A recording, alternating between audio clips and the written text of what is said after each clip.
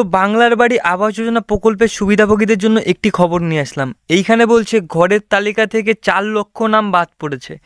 এই দুই জেলা থেকে সবথেকে বেশি নাম কাটা পড়েছে। তো বন্ধু, কোন দুই জেলা থেকে সবথেকে বেশি নাম কাটা পড়েছে এবং 4 লক্ষ নাম কেন বাদ পড়েছে জানবো আজকের এই ভিডিওটির মাধ্যমে। এবং আজকের এই ভিডিওটির মাধ্যমে এটাও জানা হবে যে যাদের নাম কাটা পড়েছে তাদের নিয়ে মুখ্যমন্ত্রী ঠিক কী ঘোষণা করেছে। তো এই আপডেটটি আমি পাই নভেম্বর 13, 2024। তো দেখতেই পাচ্ছেন এই আপডেটটি একদম নতুন। তো এইখানে প্রথমেই বলছে পশ্চিমবঙ্গের আবাস যোজনার তালিকা থেকে সম্প্রতি প্রায় 4 লক্ষ উপভোক্তার নাম বাদ পড়েছে। এর ফলে রাজ্য জুড়ে ব্যাপক আলোচনা সৃষ্টি হয়েছে। এমন অপ্রকাশিত ছাঁটাইয়ের ফলে সাধারণ মানুষ থেকে শুরু করে প্রশাসনের মধ্যেও তৈরি হয়েছে সংশয়। তো বন্ধু, স্বাভাবিক, এই নিয়ে সংশয় হবে। 4 লক্ষ নাম নেহাত কম নয়। সামগ্রিকভাবে মোট 22% বেশি উপভোক্তার নাম এই তালিকা থেকে বাদ পড়ায় অনেকেই তালিকায় নিজের নাম নিয়ে সন্দিহান প্রকাশ করেছে। এই পরিস্থিতিতে রাজ্যের প্রশাসন 14 নভেম্বরের মধ্যে তালিকায় পুনর্যাচাই করার নির্দেশ দিয়েছে। এতে উপভোক্তারা এই সুযোগ থেকে বঞ্চিত হবেন না একদমই। তো বন্ধুরা, বোঝা গেল এখানে 22%-রও বেশি উপভোক্তার নাম কিন্তু বাদ পড়েছে। এর ফলে কিন্তু সাধারণ মানুষের মধ্যে চাঞ্চল্যকর ঘটনা ছড়িয়ে পড়েছে। তো এখানে আরও জানিয়েছে যে 14 নভেম্বরের মধ্যে কিন্তু তালিকা পুনর্যাচাই করার নির্দেশ দিয়েছে। তো আমরা জেনে নেব এখানে যে আরও কি বলছে। সেটা জানার আগে আজকের ভিডিওটির বিষয়সূচি সম্পর্কে আমরা জেনে নেব। তো আজকের ভিডিওটির মাধ্যমে যে বিষয় নিয়ে আলোচনা করব তার মধ্যে প্রথমে রয়েছে ছাঁটাইয়ের হার এবং পরিসংখ্যান, তালিকার পুনর্যাচাই, পুনরায় নাম নথিভুক্ত, নতুন নিয়মাবলী ও যাচাই নির্দেশিকা। তো বন্ধু, এই 4টি বিষয় আজকের ভিডিওটির মাধ্যমে আলোচনা করব।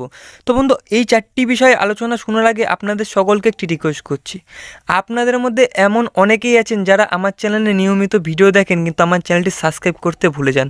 তাদের উদ্দেশ্যে বলছি, তারা প্লিজ আমার চ্যানেলটি সাবস্ক্রাইব করে পাশে রাখা বেল নোটিফিকেশনটি অন করে রাখুন পরবর্তী ভিডিওর নোটিফিকেশন সকলের আগে পাওয়ার জন্য। তো সবার প্রথমে আমরা আলোচনা করব ছাঁটাইয়ের হার এবং পরিসংখ্যান সম্বন্ধে। তো এইখানে বলছে সম্প্রতি সমীক্ষা অনুযায়ী পঞ্চায়েত ও গ্রাম উন্নয়ন দপ্তর থেকে প্রায় 4,18,000 উপভোক্তার নাম বাদ পড়েছে বাংলার আবাস যোজনার তালিকা থেকে। এটি মোট উপভোক্তার 22% নাম বাদ পড়েছে। তো বন্ধু, 22% নাম বাদ পড়েছে। 4,18,000 নাম কিন্তু অলরেডি বাদ পড়ে গিয়েছে। তো তাদের সম্বন্ধে মুখ্যমন্ত্রী মমতা বন্দ্যোপাধ্যায় কী বলেছে সেটাই কিন্তু জানবো আজকের এই ভিডিওটির মাধ্যমে। তো আমরা আগে জেনে নেব এইখানে কি বলছে। নদিয়া এবং পশ্চিম বর্ধমান জেলায় ছাঁটাইয়ের হার সবথেকে বেশি। তো বন্ধুরা, বোঝা গেল এখানে আমি তো নদিয়ার থেকে ভিডিওটি করছি, আপনারা কোথা থেকে ভিডিওটি দেখছেন অবশ্যই কমেন্ট করে জানাতে পারেন। তো এই নদিয়াতেই আর পশ্চিম বর্ধমান জেলাতেই কিন্তু ছাঁটাইয়ের হার সবথেকে বেশি হয়েছে। এই দুই জেলায় যথাক্রমে 52,000 এবং 37,000 উপভোক্তার নাম বাদ পড়েছে। এছাড়া মালদাহে 35%, হাওড়ায় 32% এবং মুর্শিদাবাদে 32% উপভোক্তার নাম ছাঁটাই হয়েছে আবাস যোজনার তালিকা থেকে। তো বন্ধু, বুঝতেই পাচ্ছেন যে এতজনের নাম আবাস যোজনার তালিকা থেকে বাদ পড়েছে, কিন্তু তার মধ্যে সবথেকে বেশি বাদ পড়েছে নদিয়া এবং পশ্চিম বর্ধমান থেকে। তো বন্ধু, তারপরে আমরা জেনে নেব এখানে তালিকা পুনর্যাচাই সম্পর্কে। বাংলার আবাস যোজনার তালিকা থেকে নাম বাদ পড়ার খবর এখনও অনেক উপভোক্তার কাছে পৌঁছায়নি।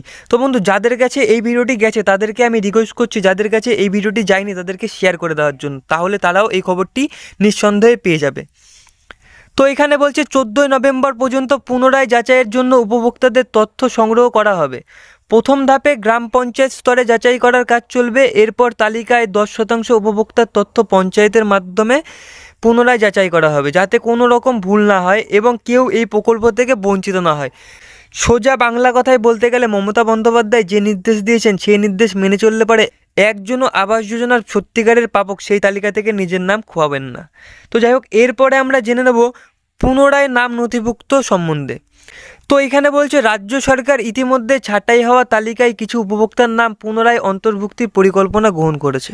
তো এখানে বলছে মুখ্যমন্ত্রী মমতা বন্দ্যোপাধ্যায় ঘোষণা করেছেন প্রয়োজন হলে রাজ্য সরকার নিজস্ব তহবিল থেকে প্রধানমন্ত্রী আবাস যোজনার অর্থ সরবরাহ করবে।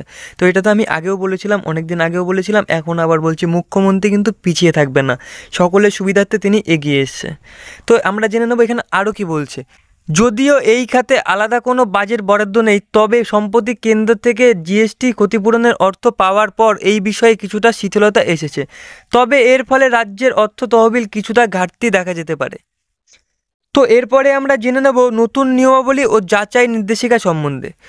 তো এখানে বলছে অক্টোবর মাসের শেষের দিকে পাঠানো নির্দেশিকায় বলা হয়েছে যেসব পঞ্চায়েতের বেশিরভাগ পরিমাণ ছাঁটাই হয়েছে সেইগুলি পুনরায় যাচাই করা হবে। আগের নিয়ম অনুযায়ী ইটের দেওয়াল থাকলে এই তালিকা থেকে নাম বাদ পড়তো। তো এখন কি বলছে, মানে আগের নিয়ম অনুযায়ী যেহেতু ইটের দেওয়াল চারিদিকে থাকলে পরে আগের নাম বাদ পড়ে যেত, তো এখন মুখ্যমন্ত্রী এই বিষয়ে কি বলছে সেটা জানবো এবার।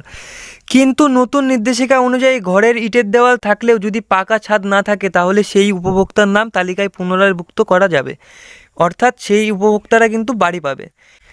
এর ফলে এই উপভোক্তা থেকে আর কেউই বঞ্চিত হবেন না। তো মাননীয় মুখ্যমন্ত্রী কিন্তু ভালো একটি পদক্ষেপ নিয়েছে। কিছু মানুষ আছে যারা চারি সাইডে দেওয়াল গেঁথে রেখেছে কিন্তু পাকা ছাদ নেই, তাদের নাম কিন্তু তালিকা থেকে বাদ দিয়েছে। আবার কিছু লোক আছে টিনের বাড়ি কিন্তু বাড়ির চারিদিকে পাঁচিল কেটে রেখেছে, তাদের নামও কিন্তু বাদ দিয়েছে। মুখ্যমন্ত্রী মমতা বন্দ্যোপাধ্যায় তাদের উদ্দেশ্যে নির্দেশ দিয়েছেন তারা কিন্তু এই তালিকা থেকে নাম বঞ্চিত হবেন না। তো এখানে স্পষ্ট করে জানিয়েছে তারাও বাড়ি পাবেন।